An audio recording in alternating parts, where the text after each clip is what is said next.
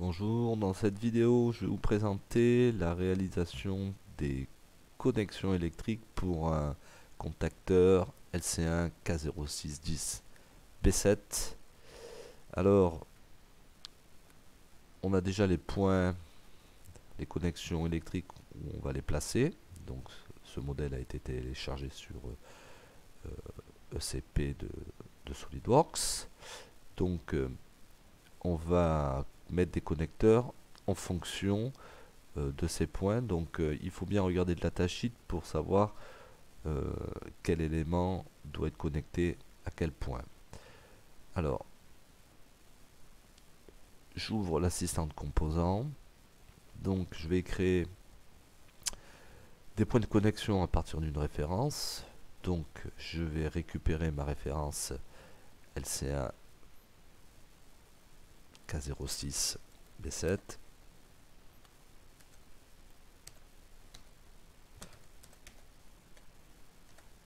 Donc elle est là, sélectionnée. Donc j'ai bien mes 8 points, 1, 2, 3, 4, 5, 6, 7, 8, 9, 10, donc mes 10 points, pardon, donc ils ont bien 5 en haut, 5 en bas. Par contre, donc on va insérer nos 10 points, mais il faut l'insérer dans l'ordre qui est indiqué, donc il faut bien savoir où est A1, A2, les pôles de puissance et le contact ouvert. Donc, si on regarde bien le datasheet, donc là on aura A1 en dessous, A2, les pôles de puissance, c'est les trois premiers, les trois rentrées et les trois sorties ici. Et le contact 13-14 est entre ce point-là et ce point-là. Donc je vais créer d'abord les contacts de la bobine, les pôles de puissance et ensuite le contact auxiliaire. Alors c'est parti. Donc là, pas besoin d'être très précis, hein. Il crée les points d'esquisse directement. A1 ici, A2,